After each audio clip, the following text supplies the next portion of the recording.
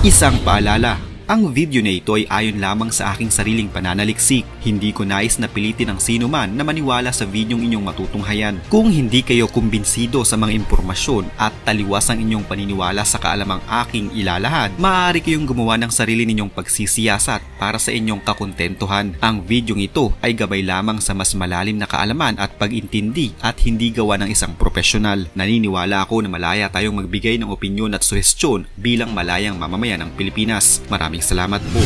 Sa pagpasok pa lamang ng bagong taon ay nagpakita na ang North Korea ng pangil nito laban sa South Korea at sa mga bansang nais silang kalabanin. Maraming mga military threat o pagbabanta ang ginagawa ng Amerika sa mga nakalipas na taon, kaya naman mas pinaigting nila ang pagpapalakas na kanilang pwersang militar upang maging handa sa kahit anong oras. Ang digmaan umano sa Korean Peninsula ay maaaring magsimula anumang oras dahil sa pangingialam ng ibang mga bansa sa layunin ng North Korea. Dahil sa tila pagkadismaya ng North Korea sa mga naging aksyon ng ibang mga bansa, lalo na ng Amerika, tila nagparamdam din sila sa pamamagitan naman ng pagpapaulan ng mga artillery malapit sa South Korea noong Enero. Nasa 200 mga bomba ang kanilang pinasabog sa pinagtatalunang border sa pagitan nila at ng South Korea. Ito umano'y parte ng isang drill ng North Korea, subalit mahahalata na ito ay tila pagganti sa ginawa namang drill din ng South Korea kasama ang Estados Unidos at Japan. Ang aksyon na ito ng North Korea ay malaking provokasyon na naman sa Korean Peninsula upang pagsimulan ito ng kaguluhan at tuluyang pagkawasak ng relasyon ng South at North Korea. Kilalang bansang North Korea na mahigpit na kaalyado ng bansang China. Malaki ang tulong ng China kay Kim Jong-un, lalo pat dahil sa China kaya maganda ngayon ang ekonomiya ng North Korea. Nagbabala din noon ng North Korea na handa nilang tulungan ng China kung sakaling magkaroon ng kaguluhan sa pagitan nila at ng bansang Taiwan. Sa katunayan, noong nakarang buwan lamang ay nagkaroon ng pagpupulong ang North Korea at China na may layunin na mas pagtibayin pa ang kanilang bilateral relations. Kasunod nito ang pagpapalawak ng North Korea ng kanilang diplomatikong pakikipag-ugnayan sa ibang bansa matapos ang COVID-19 lockdown. Nakipagpulong si Kim Song-nam ng North Korea, isang kahaliling miyembro ng Political Bureau at Direktor ng International Department ng Central Committee sa namumuno sa katawan ng Chinese Communist Party na si Liu Jianchao. Tulad ng China, ang North Korea ay may nais ding patunayan at kayang gawin ang lahat, mapanindigan lamang nila ito. Ang North Korea na kilalang isang nuclear-powered na bansa ay tila hindi natatakot sa maaari nilang sapitin kung ipagpapatuloy nila ang kanilang mga gawain na nagdudulot ng takot sa mga residente ng South Korea. Ang North Korea ay isa sa mga pinaka-nagsasariling bansa sa buong mundo, kaya naman hindi basta-basta nakakapasok dito ang sinuman nang walang kaukulang permiso at paanyaya mula sa presidente nito. Pero sa mga lumipas na taon, naging aktibo ang bansang ito sa mga kaganapan sa mundo, lalo na sa mga bansang nasa Afrika. Ang pinakaunang pangulo ng North Korea na si Kim II Sung ay isang anti-imperialist. Sinanay niya ang mga revolusyonaryo at mga gerila noon. Napaganda niya ang relasyon ng kanyang bansa tulad na lamang sa Angola at Uganda mula pa noong dekada 70. Ang mga bansang ito ay may solidong ugnayan at relasyon sa North Korea mula pa noong mga taong iyon.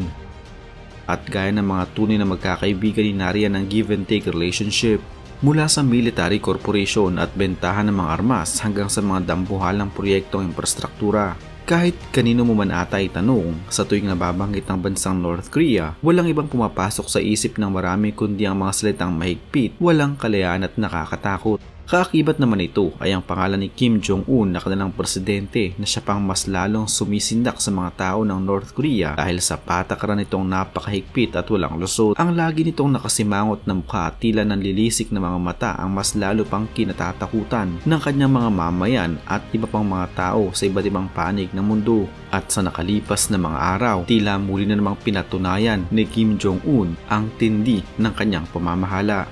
Sa ginagawang tila pagpapalakas ng North Korea laban sa ibang mga bansa, hindi pa rin ito nakakalimutan ng kanyang sariling gobyerno na dapat niyang asikasuhin at linisin muna. Kung si Xi Jinping ay nililinis ang kanyang pamahalaan sa pamamagitan ng pagtanggal sa mga nakaupo sa kanyang gobyerno ng pangungurakot lamang ay inaatupag, ibahin niyo si Kim Jong-un ng North Korea dahil ang sa tingin niyang walang pakinabang sa kanyang pamahalaan ay hindi na lamang niya sinisibak sa pwesto kundi pinaparusahan niya din ang mga ito. Ang parusa hindi din basta-basta dahil kamatayan ang iginagawad niya sa mga ito. Noong nakaraang buwan, hinagupit ng nakapanglulumong baha ang North Korea na naging dahilan ng pagkasawi ng nasa libong mga mamamayan ng bansa. Ito'y dahil sa napakalakas na buhos ng ulan na syempre, climate change ang pangunahin pa ring dahilan. Subalit para kay Kim Jong-un, ang kanyang mga opisyal ang may kasalanan kaya nangyari ang malalang pagbaha na kumitil ng maraming buhay sa North Korea. Kaya naman nasa 30 mga opisyales na kanyang pinangalanan at tinuturo niyang responsable sa malalang pagbaha. At ang lahat ng 30 mga opisyalis na ito ay pinarusahan niya ng kamatayan.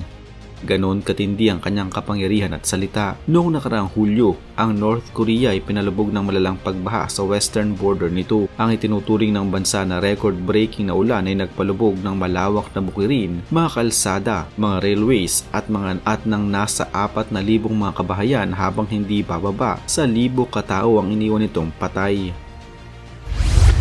Personal na binisita ni Kim Jong-un ang binahang rehiyon at sa kanyang pagpunta doon, nasa 30 mga opisyalis ang itinuro niyang responsable sa malalang pagbaha. Ayon sa ulat ng South Korea, ang lahat ng 30 katao na ito ay pinarusahan ng kamatayan ni Kim Jong-un noong nakaraang buwan lamang. Ang pagpataw ng parusang kamatayan sa publiko ay hindi na bago para sa bansang North Korea. Noong nakaraang taon, nasa 100 katao ang pinatawan nito sa naturang bansa. Kung sa ibang mga bansa, ang ganitong klase ng parusa ay nakalaan para sa may mga malalang kasalanan. Sa North Korea, ang parusang kamatayan ay ginagawad sa kahit na sino man na para lang silang nagbigay ng ticket violation sa isang motorista. Noong taong 2022, isang 22 years old ang pinarusahan ng kamatayan sa North Korea nang dahil lamang sa kanyang pagkahilig sa mga kanta, sayaw at palabas ng South Korea. Nahuli siyang namamahagi ng mga kanta at palabas ng South Korea. Ang K-pop kasi ay banned sa North Korea. Hindi maaaring manood o makinig ang sino mang taga North Korea ng kahit anong klase ng kanta at palabas ng South Korea. Ayon kasi sa North Korea, ang mga ito umano ay may tuturing na reactionary ideology. Maaari ding parusahan ng kamatayan ni Kim Jong-un ang mga bride na magsusuot ng puting trahe de boda, ang mga grooms na binubuhat ang kanilang bride, pagsusuot ng sunglasses at pag-inom ng alak gamit ang mga wine glass. Ang lahat ng mga ito ay normal lamang para sa kultura ng South Korea. Subalit sa North Korea, maaari mong ikamatay ang paggawa sa kahit isa sa mga ito. Kahit ang pagsusuot ng mga skinny jeans, kakaibang hairstyles at pagkukulay ng buhok ay maaari ding makatanggap ng parusang kamatayan sa North Korea. Ang parusang kamatayan ay nagsisilbing instrumento ni Kim Jong-un at ng kanyang pamilya upang manatiling tapat ang kanyang mga mamamayan. Ginagamit nila ito para malaman ng mga taga North Korea kung sino ang dapat nakatakutan sa kanilang bansa. Noong nakaraang taon, nasa 9 kataong pinarusahan ng kamatayan sa naturang bansa nang dahil lamang sa pagpuslit ng karne ng baka. Ginawa pang parusa sa mga taong ito sa harap mismo ng publiko. Nasa 25,000 lokal ang nagtungo sa kalsada upang masaksihan ito ng personal. Ginawa din ni Kim Jong-un na mandatory o sapilitan para sa mga lokal na ito ay panoorin. Kadalasan pa nga, ipinapasara ni Kim Jong-un ang ilang pampublikong mga establishmento at gusali masiguro lamang na manonood ang publiko sa pagpapato ng parusang kamatayan sa nagkasala. Ang mga residente na malapit lamang sa pagdarausan ng paggawad ng parusa na may 17 pataas na kaya pang maglakad ay inoobligang umattend at manood. Hindi na ito bago para kay Kim Jong-un dahil ipinagpapatuloy lamang niya kung anong klaseng pamumuno noon ang kanyang ama at lolo.